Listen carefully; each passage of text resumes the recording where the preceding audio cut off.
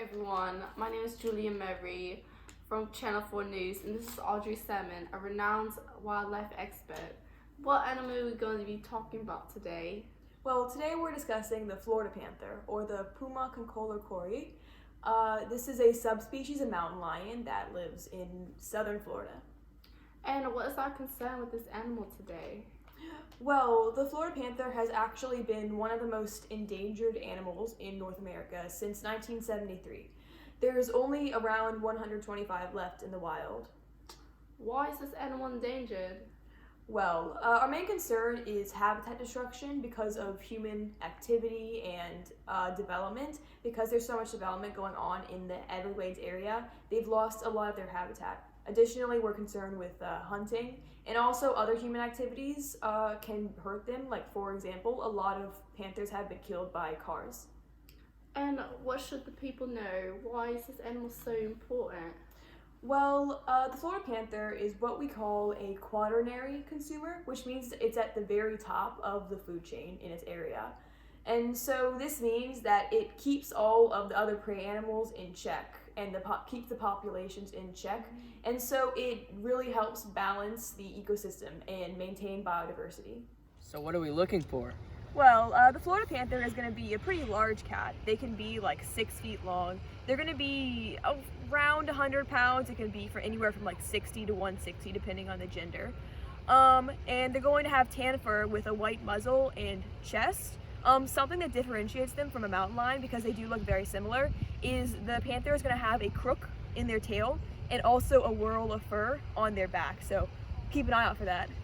Nice. If we were to find one of these Florida panthers, where would they be? Well, probably not in this area, because even though they can live in both wetland and dry land, generally they like to have a lot of cover with trees and plants, so this wide open area isn't going to be very good for them. We'd be better off looking over there in the woods. What are some interesting facts about the Florida panther? Well, let's start with the reproduction. So their breeding season is October through March. The females will leave a scent marking for a male to find them, and then they'll give birth to 1 to 3 kittens. The kittens generally their eyes are going to be closed when they're first born, but they'll open soon. They're born with a spotted coat for the spots fade and blue eyes. Okay, and what does its diet consist of? Well, the Florida panther is a carnivore, and it's at the top of the food chain, so it eats pretty much any prey animal. But its main meal is white-tailed deer. It generally will also eat other prey animals. Unfortunately, that can actually be harmful too, because pollution can get into these prey animals. One example is mercury somehow got into raccoons in the Everglades, and that actually killed at least one panther through mercury poisoning. Very interesting. Yeah. And what are the Florida panther's limiting factors? Well, some of the most important limiting factors are habitat availability. As I said before, habitat loss is a huge contributing factor to their in being endangered. Also, prey availability, and one of the most important ones is actually people's involvement, our involvement, because human activity has actually caused a lot of deaths of Florida panthers, unfortunately. Wow, look, Audrey, there's a panther over there. Oh my gosh. Okay, everyone be very quiet and still. I'm gonna creep up on it very carefully.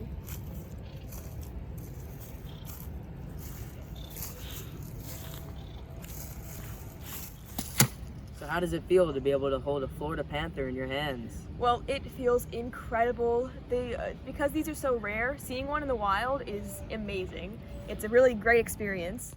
Now that we found the Florida panther, what can be done? Well, right now, the state of Florida and a bunch of other programs are actually doing a lot to help. In addition to making the hunting of these animals illegal, because that is a huge problem, they've also set aside land for conservation, because the Florida panther needs a really large range to roam on. For an individual, if anyone in our audience wants to help, obviously the best thing you can do is just stay informed and speak up. There's a lot of different organizations that you can donate to, and just generally be aware about this magnificent animal. Thank you for being on the show, and thank you for watching today. Save the Florida Panther.